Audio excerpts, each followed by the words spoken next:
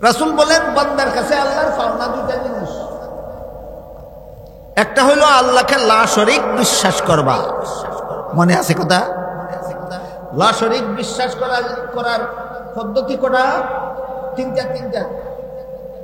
আল্লাহর সত্তারও কোনো শরীকদার নাই, আল্লাহর গুণেও কোনো শরীকদার নাই, আল্লাহর কাজেও কোনো শরীকদার নাই। এই তিন ভাবে আল্লাহকে লা শরীক বিশ্বাস করবা যে তোমার কাছে আল্লাহর এক নম্বর পাওনা, দুই নম্বর পাওনা হলো বেদাত মুক্ত আমল করবা। এটা আল্লাহ তোমার কাছে আল্লাহর দুই নম্বর পাওনা। শিরিক মুক্ত ঈমান আর বেদাত মুক্ত আমল আল্লাহর রাসূল বলেন তোমার কাছে আল্লাহর পাওনা। কি বুঝলেন হাদিসটা? প্রতিটি বান্দার কাছে আল্লাহর কটা জিনিস পাওনা? এক নম্বর শিরিক মুক্ত ঈমান, দুই নম্বর বেদাত মুক্ত আমল। এক নম্বর শিরিক মুক্ত ঈমান, দুই নম্বর বেদাত মুক্ত আমল। এরপরে রাসূল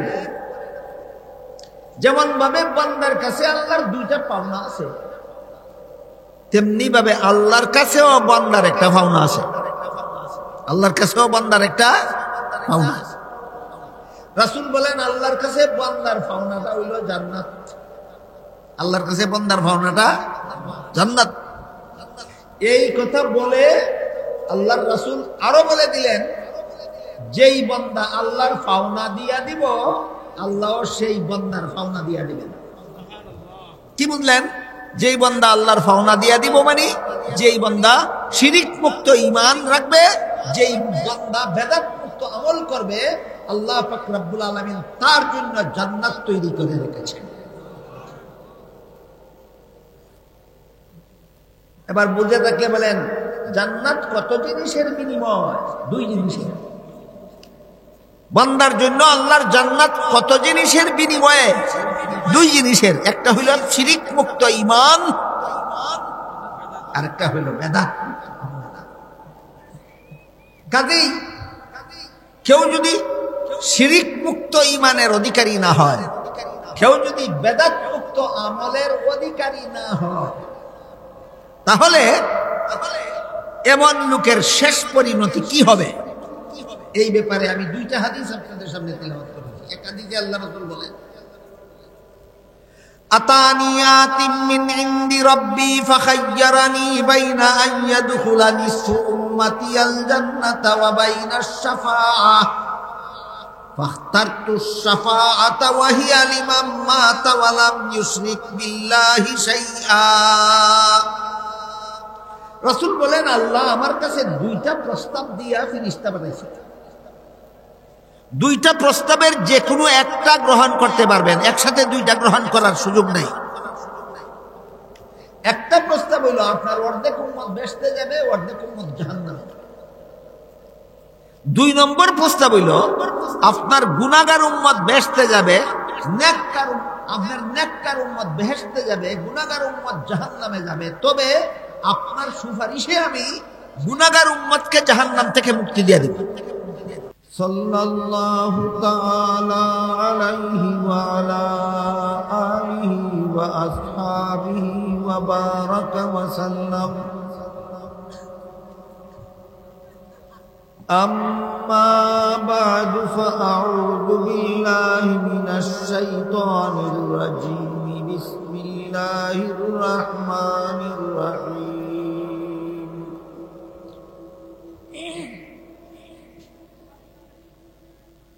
قل هل ننبئكم بالأخسرين أعمالا الذين ضل سعيهم في الحياة الدنيا ويحسبون أنهم يحسنون صنعا. وقال رسول الله صلى الله عليه وسلم أتاني آت من عند ربي فخيرني بين أن يدخل نصف أمتي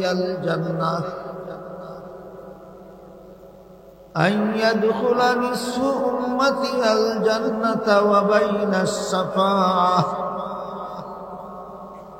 فاخترت الشفاعة وهي لمن مات ولم يشرك بالله شيئا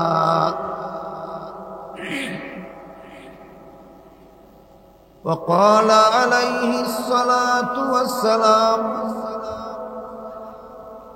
إياكم ومحدثات الأمور فإن كل محدثة بدعة وكل بدعة ضلالة وكل ضلالة في النار أو كما قال عليه الصلاة والسلام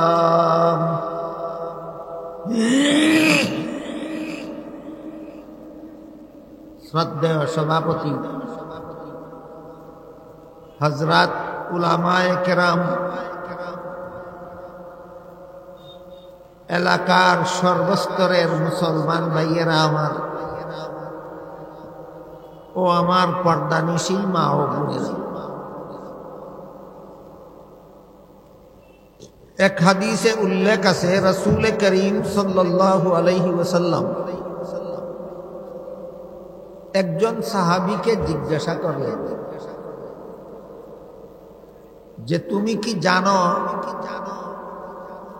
বান্দার কাছে আল্লাহর কি পাওনা আছে আর আল্লাহর কাছে বান্দার কি পাওনা আছে? সাহাবী বলেন, ওগো আল্লাহর রাসূল, আমি জানি না, আপনি আমাকে শিক্ষা দিন। তখন রাসূল বলেন, তাহলে আমি বলি, তুমি শুনো, শিখো। বান্দার কাছে আল্লাহর পাওনা হলো বান্দা আল্লাহকে লা শরীক বিশ্বাস করে একমাত্র আল্লাহর ইবাদত করে। ইবাদত করবে আল্লাহর, আল্লাহকে লা শরীক বিশ্বাস করার মাধ্যমে। এই যে শরীক আর লা শরীক, দুইটা শব্দ আমরা সব মুসলমানেরাই কম বেশি ব্যবহার করে থাকি। যেমন আমাদের দ্বিতীয় কলেমায়ে শাহাদতের মধ্যে উল্লেখ আছে, আশহাদু আল্লা ইলাহা ইল্লাল্লাহু ওয়াহদাহু লা শারীকা লাহু, আমি সাক্ষ্য দিতেছি এক আল্লাহ ছাড়া আর কোনো মাবুদ নাই, তিনি একক এবং তার কোনো শরীক নাই। লা শারীকা লাহু অর্থ আল্লাহর কোনো শরীক। এই আল্লাহর শরীক কথাটা বলতে কি বোঝায়?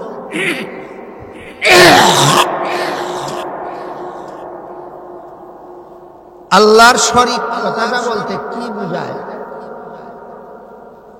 বর্তমান সমাজের অনেক মুসলমানের কাছে এই ব্যাপারে পরিষ্কার কোনো ধারণা নেই, অস্পষ্ট ধারণা। আল্লাহর শরীক নাই যে বললাম কলেমায়ে শাহাদাতের মধ্যে, আল্লাহর শরীক বলতে কি বোঝায়?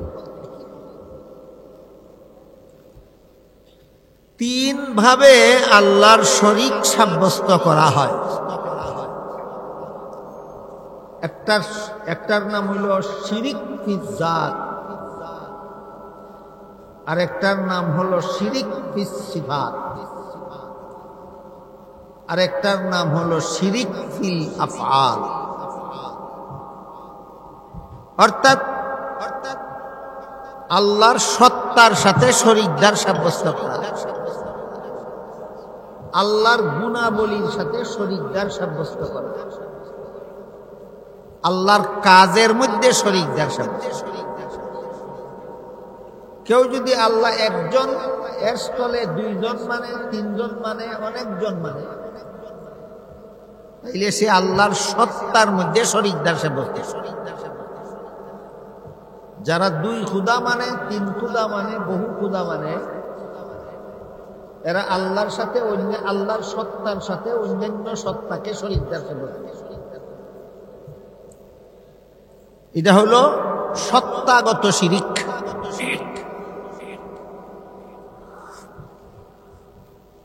যেমন ইহুদিরা মানে দুই খুদা, আল্লাহর সাথে আরেক খোদা শরীকদার সাব্যস্ত করে। খ্রিস্টানেরা মানে তিন খোদা, আল্লাহর সাথে আরো দুইজন শরীকদার সাব্যস্ত করে তিনজন মানে। আমি আশা করি আপনারা কেউ না কেউ জানেন যে খ্রিস্টানেরা আল্লাহর সাথে আর দুইজন কারে কারে শরীকদার সাব্যস্ত করে। হ্যাঁ, একজন হলেন ঈসা আলাইহিস সালাম আর একজন হলেন ঈসা আলাইহিস সালামের মা মরিয়ম। এই বাকি দুইজনকে এরা আল্লাহর সাথে শরীকদার সাব্যস্ত করে। এটা কাজের মধ্যে শরীকদার সাব্যস্ত করলো না, এটা গুণের মধ্যে শরীকদার সাব্যস্ত করলো না, এটা আল্লাহর অস্তিত্বের মধ্যে শরীকদার সাব্যস্ত। এটাকে শিরিক ফি জাত বলা হয়, আল্লাহর অস্তিত্বে শরীক, এক রকমের শিরিক। ইহুদিরা দুই খোদা মানার কারণে এরা মুশরিক, খ্রিস্টানেরা তিন খোদা মানার কারণে এরা মুশরিক, মূর্তি পূজারীরা বহু খোদা মানার কারণে তারাও মুশরিক। আরেক প্রকার শিরিকের নাম শিরিক ফিস সিফাত, আল্লাহর গুণাবলীর সাথে শরীকদার সাথে। এবার আল্লাহর সত্তার সাথে শরীক না গুণাবলীর সাথে শরীক? গুণাবলীর সাথে। আল্লাহর কতগুলি আলাদা গুণ আছে যে গুণগুলি আল্লাহ আর কাউকে দান করেন। নাকি আপনারা মনে করেন আল্লাহর কোনো আলাদা গুণ নাই? অনেক গুণ আছে আল্লাহর আলাদা, এগুলি আল্লাহর বৈশিষ্ট্যপূর্ণ, আল্লাহর একক গুণ। এমন গুণ আল্লাহ আর কাউকে দান করেন। যেমন এই মর্মে আল্লাহ পাক রব্বুল আলামিন পবিত্র কোরআনের এক আয়াতে বলেন, ঠিক নেই, قُلْ لَا يَعْلَمُ مَنْ فِي السَّمَاوَاتِ وَالْأَرْضِ الْغَيْبَ إِلَّا اللَّهُ। এর অর্থ হলো, হে রাসূল করিম সাল্লাল্লাহু আলাইহি ওয়াসাল্লাম, আপনি বলে দিন আসমান জমিনের কোনো বাসিন্দাই গায়েব জানে না একমাত্র আল্লাহ ছাড়া। আসমানের কোনো বাসিন্দাও গায়েব জানে না, জমিনের কোনো বাসিন্দাও গায়েব জানে না, গায়েব জানেন একমাত্র আল্লাহ। গায়েব জানেন একমাত্র আল্লাহ। যেমন একটা উদাহরণ, কিয়ামতের কতদিন বাকি? কিয়ামতের কতদিন বাকি? আসমানের কোনো বাসিন্দাও সেই প্রশ্নের জবাব জানে না, জমিনের কোনো বাসিন্দাও এই প্রশ্নের জবাব জানে না, একমাত্র আল্লাহ জানেন এই প্রশ্নের জবাব। যেমন আল্লাহ কোরআনে বলেন, ইয়াসআলুনাকা আনিস সাআতি আইয়ানা মুরসাহা ফীমা আনতা মিন যিকরাহা ইলা রাব্বিকা মুনতাহাহা। হে রাসূল করিম সাল্লাল্লাহু আলাইহি ওয়াসাল্লাম, লোকেরা আপনাকে জিজ্ঞাসা করে কিয়ামতের কতদিন বাকি। আপনি কিভাবে বলবেন কিয়ামতের কতদিন বাকি? আমি তো আপনাকে জানাইনি কিয়ামতের কতদিন বাকি, এটা একমাত্র আমি আল্লাহ জানি। তাইলে কিয়ামতের কতদিন বাকি এই প্রশ্নের জবাব জানা এর মানে হলো গায়েব জানা, এর মানে হলো গায়েব। উদাহরণ বুঝে থাকলে বলুন তো, গায়েব জানা কার গুণ? হবে না এইভাবে বলুন, একমাত্র আল্লাহ। গায়েব জানা একমাত্র আল্লাহর। এখন যদি কেউ বলে আমার পীর সাহেব গায়েব জানে, আমার পীর সাহেব আমার মনের কথা জানে, আমার পীর সাহেব আমার গোপন অবস্থা জানে। যথেষ্ট পরিমাণ মুসলমান পরিচয়দারী আমাদের সমাজে বাস করে, যারা নিজেদের পীর সম্পর্কে এইরকম ধারণা পোষণ করে।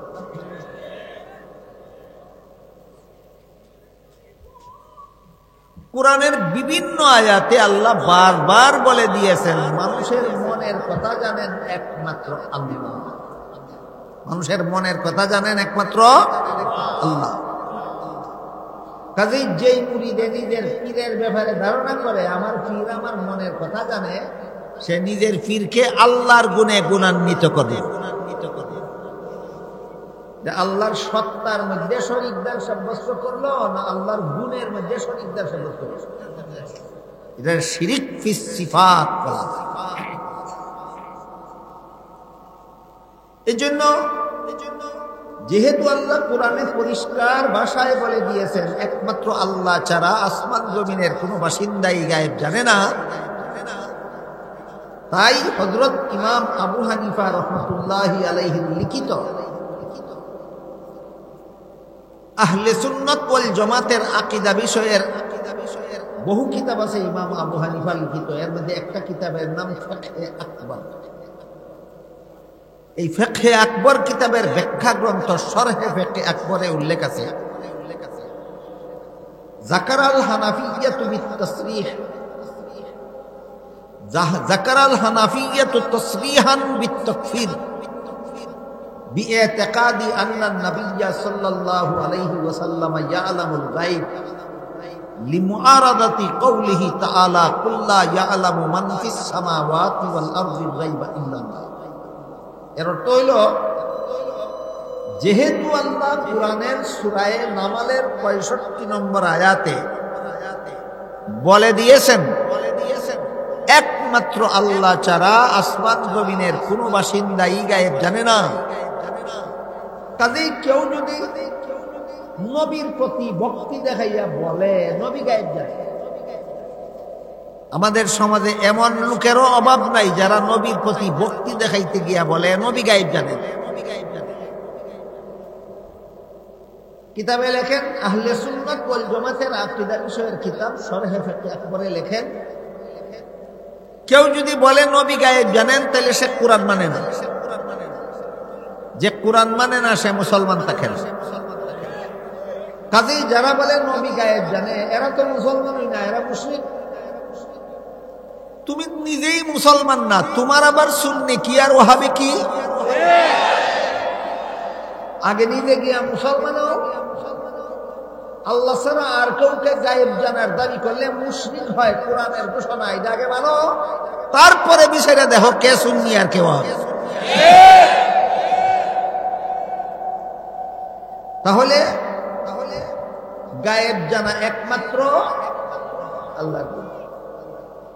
কোন নবী গায়েব জানেন দাবি করলে আল্লাহর গুণের সাথে শরীক করা হয়। কোন ওলি গায়েব জানেন বিশ্বাস করলে আল্লাহর গুণের সাথে শরীক করা হয়। কোন পীর গায়েব জানেন বলে বিশ্বাস করলে আল্লাহর গুণের সাথে শরীক করা হয়। কোন ফেরেশতা গায়েব জানেন বললে আল্লাহর গুণের সাথে শরীক করা হয়। কোন জিন গায়েব জানে বলে বিশ্বাস করলে আল্লাহর গুণের সাথে শরীকদার সাব্যস্ত করা হয়। সুতরাং একটা হইল আল্লাহর সত্তার সাথে শরীকদার, আর একটা হইল আল্লাহর গুণের সাথে শরীক,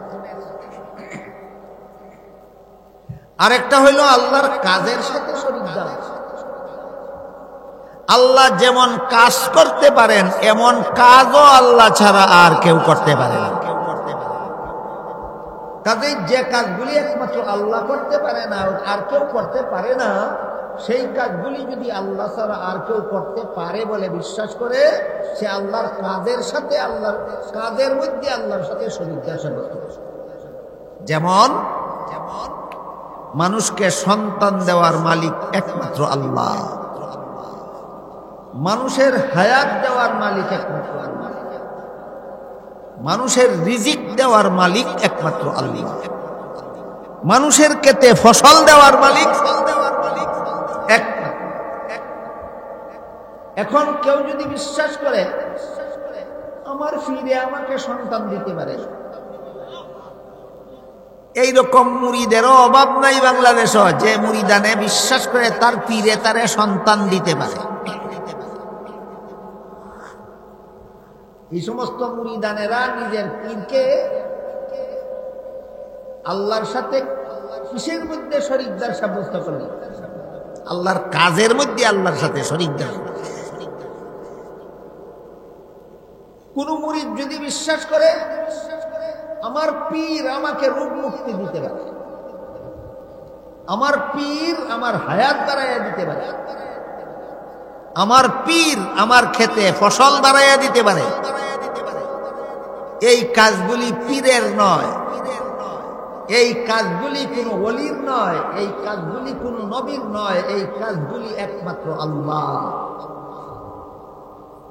তাহলে আমার ফিরে আমারে সন্তান দিতে পারে, খেতে ফসল দিতে পারে, হায়াত বাড়াইয়া দিতে পারে, এমন কথা যারা বিশ্বাস করে এরা আল্লাহর কিসেতে অন্যকে শরীকদার করে?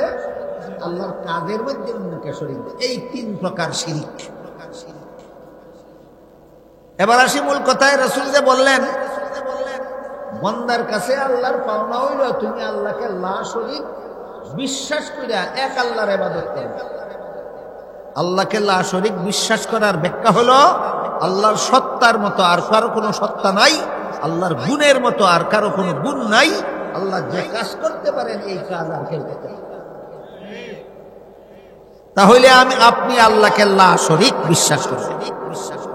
বুঝলেন কিনা? আল্লাহকে লা শরীক বিশ্বাস করব আমি কখন? 3 ধরনের শিরিক থেকে যদি আমার ঈমানকে হেফাজত করতে পারি তাহলে আমি আল্লাহকে লা শরীক বিশ্বাস করলাম।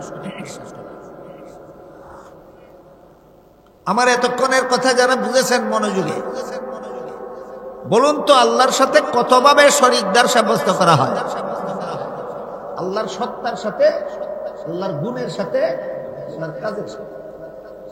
কাজেই রাসূল যে বললেন তোমার কাছে আল্লাহর পাওনা হইল আল্লাহকে লা শরীক বিশ্বাস করিয়া একমাত্র আল্লাহর ইবাদত করবা। এই লা শরীক বিশ্বাস করার মর্ম হইল আমি আল্লাহর সত্তার সাথেও কাউকে শরীকদার সাব্যস্ত করব না, আল্লাহর গুণের সাথেও কাউকে শরীকদার সাব্যস্ত করব না, আল্লাহর কাজের মধ্যেও আর কাউকে শরীকদার সাব্যস্ত করব না। এই অবস্থায় যদি তুমি একমাত্র আল্লাহর ইবাদত করো তাহলে তুমি আল্লাহর পাওনা পরিশোধ করো। এটা হলো বান্দার কাছে আল্লাহর পাওনা। এই 3 পদ্ধতির কোন না কোন পদ্ধতিতে যারা আল্লাহর সাথে আর কাউকে শরীকদার সাব্যস্ত করে তাদের ঈমান থাকে না, ঈমান ধ্বংস হইয়া যায়।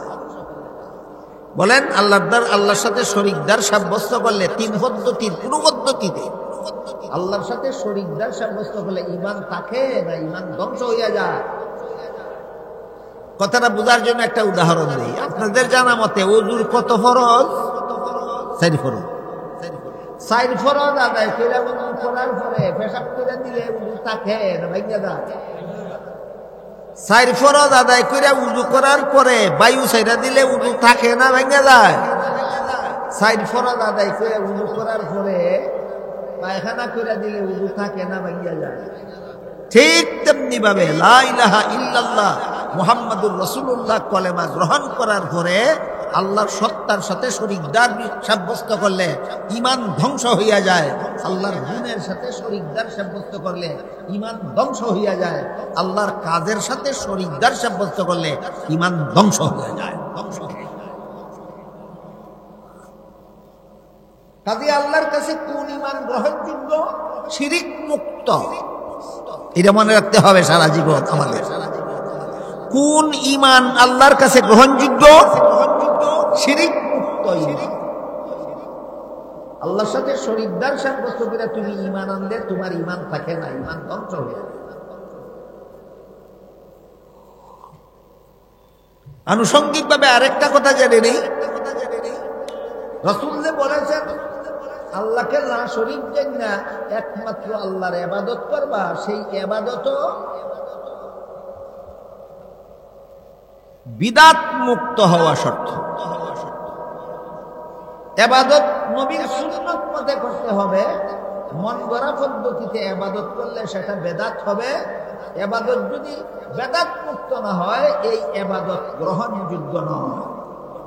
কাজেই আমাদের ঈমান হতে হবে শিরিক মুক্ত আর ইবাদত হতে হবে বেদাত। এবার একটু বোঝার চেষ্টা করি বেদাত কারে কয়।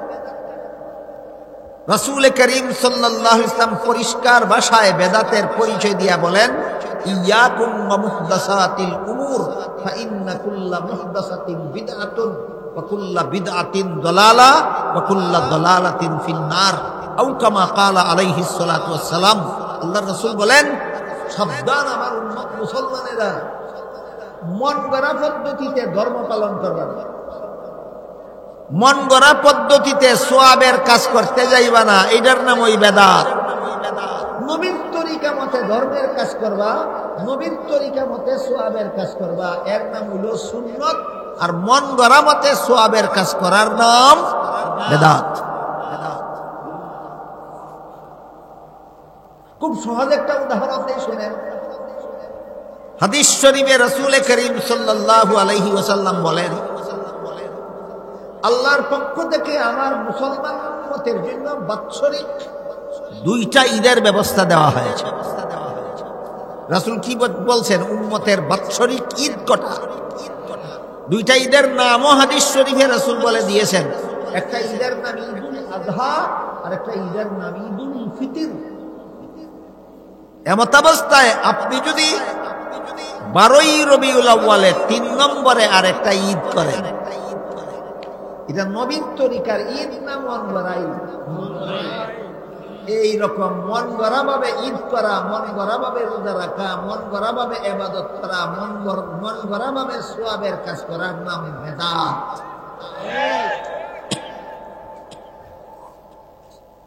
তাহলে ঈদে মিলাদুন নবী শরীয়তের বিধান মতো সুন্নাত না বেদাত?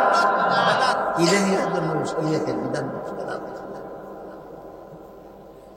হাদিস শরীফে রাসূল করিম সাল্লাল্লাহু আলাইহি ওয়াসাল্লাম বলেন, যারা বেদাত করে এদের তওবা নসিব হয় না। যারা বেদাত করে এদের কোনো ফরজ বন্দেগীও আল্লাহর কাছে কবুল হয় না। যারা বেদাত করে এদের কোনো নফল বন্দেগীও আল্লাহর কাছে কবুল হয় না।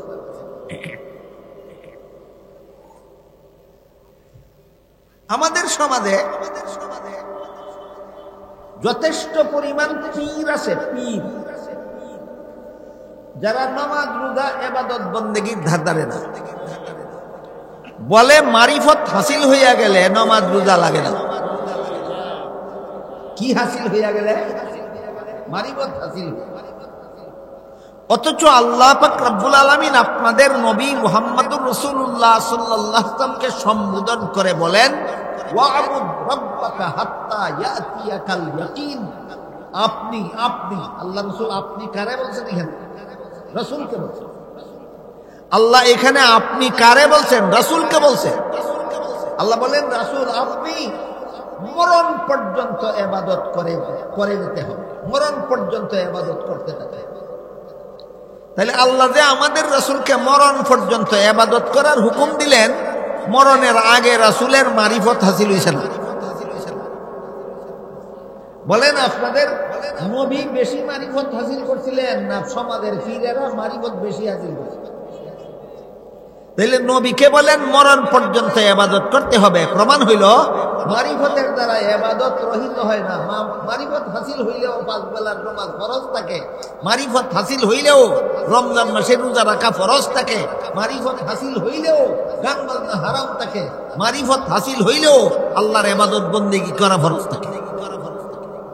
কাজেই যে সমস্ত পীরেরা কয় মারিফত হাসিল হইলে নামাজ লাগে না, রোজা লাগে না, পর্দা লাগে না, এগুলি সত্যই মারিফত না মারিফতের নামে ভণ্ডামি? এগুলি মারিফত নয়, মারিফতের নামে ভণ্ডামি। আল্লাহ এবং আল্লাহর রাসূল কুরআন এবং হাদিসের মাধ্যমে কতগুলি বিষয়ে হারাম সাব্যস্ত করে দিয়েছেন। একটা হলো নারী পুরুষ বেপরদা চলা হারাম। আপনারা কি জানেন? হালাল হারাম। একটা হলো গান গাওয়া হারাম, গান শোনা হারাম। একটা হলো বাজনা বাজানিও হারাম, বাজনা শোনাও হারাম।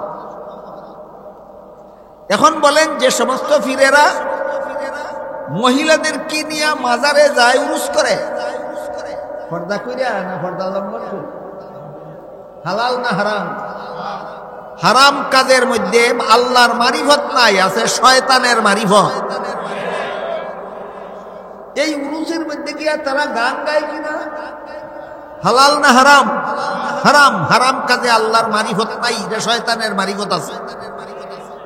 উরুসে বাজনা বাজায় কিনা? হালাল না হারাম? হারাম কাজের মধ্যে আল্লাহর মারিফত নাই, শয়তানের মারিফত। এই কথাগুলি আমরা বললে তারা জবাব দেয়, কয় এই যে মৌলবীরা কয় গান হারাম, বাজনা হারাম, বেপরদা চলা হারাম, নামাজ কাজা করা হারাম, এগুলি শরীয়তের বিধান। মৌলবীরা শরীয়তপন্থী, তারা কইবই এরা শরীয়তপন্থী। মারিফত হাসিল হইয়া গেলে গান হারাম থাকে না, হালাল হইয়া যায়। মারিফত হাসিল হইলে বাজনা হারাম থাকে না, হালাল হইয়া যায়। মারিফত হাসিল হইলে বেপরদা চলা হারাম থাকে না, হালাল হইয়া যায়। কাজেই গান মৌলবীদের জন্য হারাম, আমাদের জন্য হালাল। বাজনা মৌলবীদের জন্য হারাম, শরীয়তপন্থীদের জন্য হারাম। আমরা মারিফতপন্থী, আমাদের জন্য হালাল। বেপরদা চলা শরীয়তপন্থীদের জন্য হারাম, আমরা মারিফতপন্থী, আমাদের জন্য হালাল। এই ইসলামীটা বন্ড ফিরেরা কইরা থাকে, কথাগুলি বলে থাকে। আমি একটু সময়ের জন্য তোমরার কথা মাইনা নিলাম।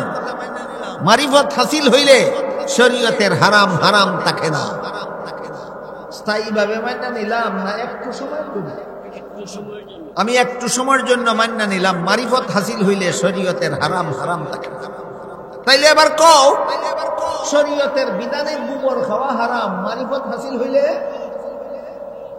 তাহলে তোমরা ভাত না খাইয়া গোবর খাও, মৌলবীর লাগি গোবর খাওয়া হারাম, তোমরা লাগি গোবর খাওয়া হালাল। এবার বলেন, শরীয়তের বিধান মতো বলদের পেশাব পান করা হালাল না হারাম? এটা তো মৌলবীদের জন্য হারাম, যে শরীয়ত। তোমাদের জন্য হারাম নয়, তোমরা তো মারিফতপন্থী। তোমরা টিউবওয়েলের পানি না খাইয়া বলদের পেশাব খাও। কোনদিনও গোবর খাইতো না, কোনদিনও পেশাব খাইত, কারণ এটাতে হারাম মানে প্রাণে। তাহলে পরিষ্কার হয়ে গেল, শরীয়তের হারামকে হালাল করে না, মারিফত শরীয়তের হারামকে হালাল করে।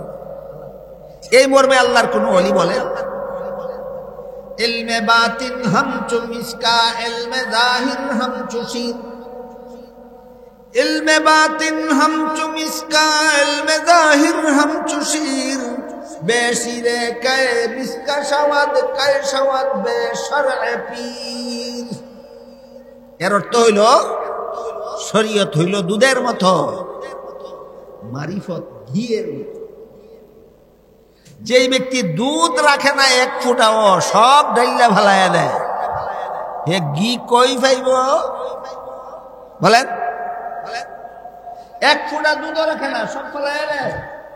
তার কপালে যেমন ঘি নাই, ঠিক তেমনি ভাবে যেই বন্ড শরীয়তের হালাল হারাম মানে না, তার কপালে মারিফত নাই। কাজেই আমাদের ঈমান হতে হবে শিরিক মুক্ত, আর ইবাদত হতে হবে বেদাত মুক্ত। শিরিক মুক্ত ঈমান আর বেদাত মুক্ত আমল আল্লাহর কাছে গ্রহণযোগ্য। কথাগুলি স্মরণ রেখে পরে আমরা হাদিসের বাকি অংশটা বোঝার চেষ্টা করি। রাসূল বলেন, বান্দার কাছে আল্লাহর পাওনা দুইটা জিনিস। একটা হইলো আল্লাহকে লা শরীক বিশ্বাস করবা। মনে আছে কথা?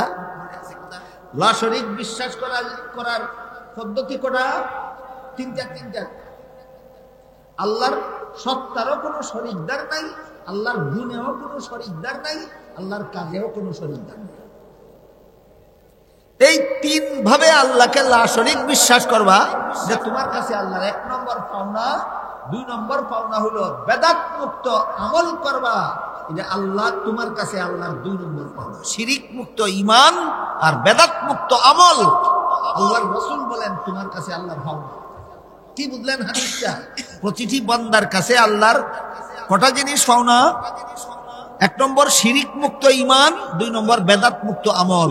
এক নম্বর শিরিক মুক্ত ঈমান, দুই নম্বর বেদাত মুক্ত আমল। এরপরে রাসূল যেমন ভাবে বান্দার কাছে আল্লাহর দুইটা পাওনা আছে, তেমনি ভাবে আল্লাহর কাছেও বান্দার একটা পাওনা আছে। আল্লাহর কাছেও বান্দার একটা পাওনা আছে। রাসূল বলেন, আল্লাহর কাছে বান্দার পাওনাটা হইল জান্নাত। আল্লাহর কাছে বান্দার পাওনাটা জান্নাত। এই কথা বলে আল্লাহর রাসূল আরো বলে দিলেন, যেই বান্দা আল্লাহর পাওনা দিয়া দিব, আল্লাহ সেই বান্দার পাওনা দিয়া দিবেন। কি বুঝলেন? যেই বান্দা আল্লাহর পাওনা দিয়া দিব মানে যেই বান্দা শিরিক মুক্ত ঈমান রাখবে, যেই বান্দা বেদাত মুক্ত আমল করবে, আল্লাহ পাক রব্বুল আলামিন তার জন্য জান্নাত তৈরি করে রেখেছেন। এবার বুঝে থাকলে বলেন, জান্নাত কত জিনিসের বিনিময়? দুই জিনিসের। বান্দার জন্য আল্লাহর জান্নাত কত জিনিসের বিনিময়ে? দুই জিনিসের। একটা হইল শিরিক মুক্ত ঈমান, আর একটা হইল বেদাত। কাজেই কেউ যদি শিরিক মুক্ত ঈমানের অধিকারী না হয়, কেউ যদি বেদাত মুক্ত আমলের অধিকারী না হয়, তাহলে এমন লোকের শেষ পরিণতি কি হবে?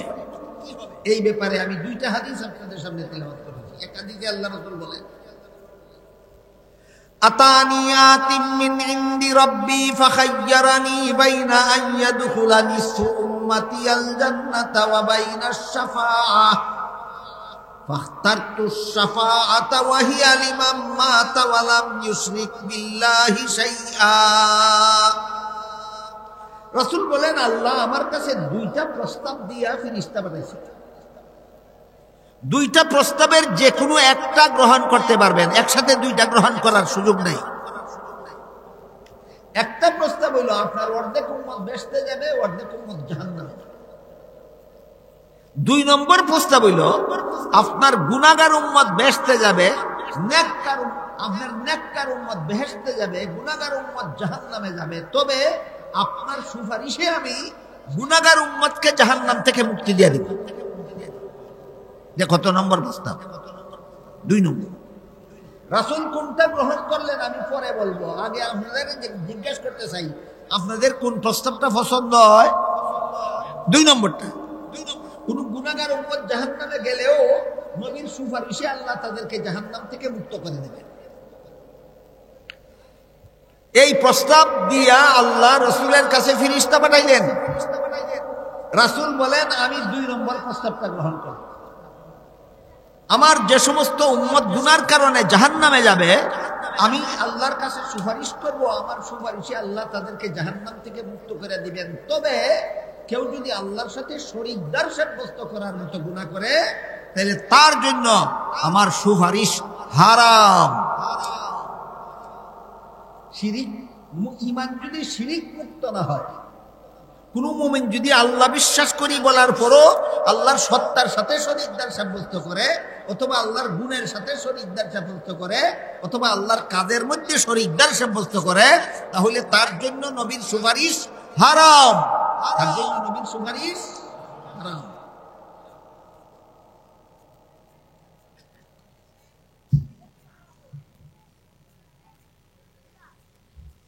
আর পবিত্র কোরআনের আয়াতে আল্লাহ বলেন,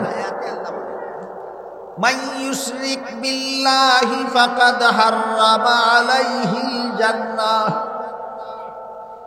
যে আল্লাহর সাথে শরীকদার সাব্যস্ত করবে তিন পদ্ধতির কোন পদ্ধতিতে, যে তিন পদ্ধতির কোন পদ্ধতিতে আল্লাহর সাথে শরীকদার সাব্যস্ত করবে, আল্লাহ বলেন তার জন্য আমার জান্নাত চিরতরে হারাম। সুতরাং আল্লাহর সাথে শরীকদার সাব্যস্ত করার ভয়াবহ পরিণতি দুইটা। একটা হইল আল্লাহর জান্নাত চিরতরে হারাম, আর একটা হইল নবীর শাফাআত চিরতরে হারাম। নবীর শাফাআত চিরতরে হারাম। আরেকটা পরিণতি আছে, সেইটা হইল বেদাতীদের পরিণতি। আমার কথা বুঝতে থাকলে বলতে পারবেন কেউ? বেদাতি কারে কয়? যারা মন গড়া মতে সোয়াবের কাজ করে, এদের নাম বেদাতি। এদের কাজটা হইল বেদাত। এদের ব্যাপারে এক হাদিস আমি আগে বলেছি, আল্লাহ রাসূল বলেছেন বেদাতিরা জান্নাতের পথ হারাবে, আর জান্নাতের পথ হারানোর কারণে এদেরকে জাহান্নামে যেতেই হবে। আরেক হাদিসে রাসূল করিম সাল্লাল্লাহু আলাইহি ওয়াসাল্লাম বলেন, কাল হাসরের মাঠে, অনেক লম্বা হাদিস, আমি শেষের অংশটা করি। রাসূল বলেন, কাল হাসরের মাঠে আমার উম্মতের বহুদল আমার কাছে হাউজে কাউসারের পাশে যাবে হাউজে কাউসারের পানি পান করার জন্য। হাউজে কাউসার আল্লাহ আমাকে দান করেছেন আমার উম্মতকে পান করাবার জন্য।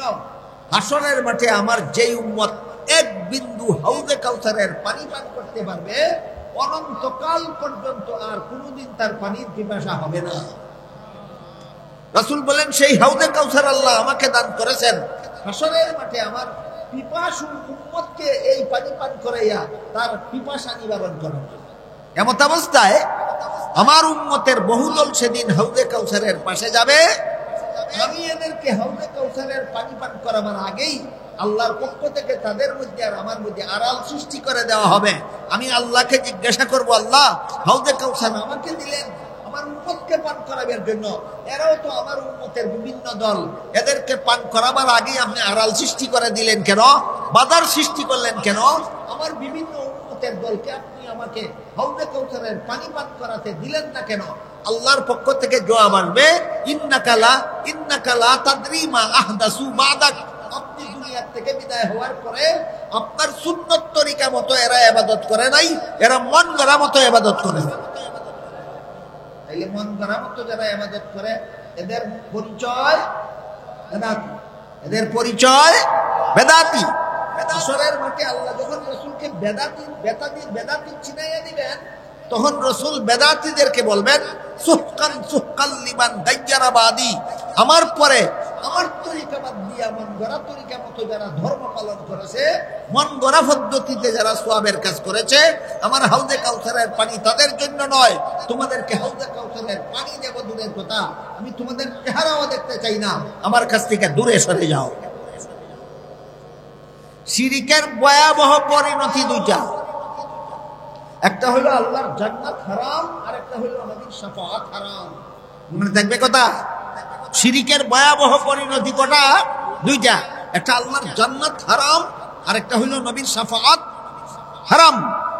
বেদাতীদের ভয়াবহ পরিণতিও দুইটা, একটা হলো বেদাতীদের ঠিকানা জাহান্নামে, আর একটা হলো বেদাতীদের জন্য হাউজে কাউসারের পানি হারাম। বেদাতীদের জন্য হাউজে কাউসারের পানি হারাম। সুতরাং আল্লাহ পাক রব্বুল আলামিন আপনাদের আমাদের সবাইকে শিরিক মুক্ত ঈমান আর বেদাত মুক্ত আমল করে জান্নাত লাভ করার, জাহান্নাম থেকে বাঁচার, হাসরের মাঠে নবীর শাফাআত লাভ করার, হাউজে কাউসারের পানি পান করার তৌফিক দান করুন। আল্লাহ সবাই বলুন আমিন। সুবহান রাব্বিকা রাব্বিল ইজ্জাতি আম্মা ইয়াসিফুন ওয়া সালামুন আলাল মুরসালিন আলহামদুলিল্লাহি রাব্বিল আলামিন। যারা দোয়াতে শরীক হবেন বসেন, আস্তাগফিরুল্লাহ দুরূদ শরীফ পড়েন। আমি খুব ক্লান্ত, আমি দুটা প্রোগ্রাম করে আইছি, আমি খুব শর্টকাট সংক্ষিপ্ত দোয়া করব। একটা অনুরোধ আপনার কাছে বলি, দোয়ার পরে কেউ মুসাফার জন্য চেষ্টা করবেন না। একজন মানুষের পক্ষে হাজার হাজার মানুষের সাথে মুসাফা করা অসম্ভব ব্যাপার। এটার দ্বারা সওয়াব হয় না, বরং কষ্ট দেওয়ার গুনাহ হয়। সওয়াব হয় যারা মুসাফার নিয়ত করছিল, সুযোগ পাইল না, এদেরকে আল্লাহ পূর্ণ মুসাফার পথ দিয়ে দিবেন। কথা বুঝা থাকলে এবার বলেন, আপনাদের সওয়াবের ওই দরকার না আমারে কষ্ট দেওয়ার ওই দরকার? সওয়াব তো বিনা মুসাফায় পাইবেন, তাহলে মুসাফা করে কষ্ট দেওয়ার চেষ্টা করবেন। আল্লাহুম্মা সাল্লি আলা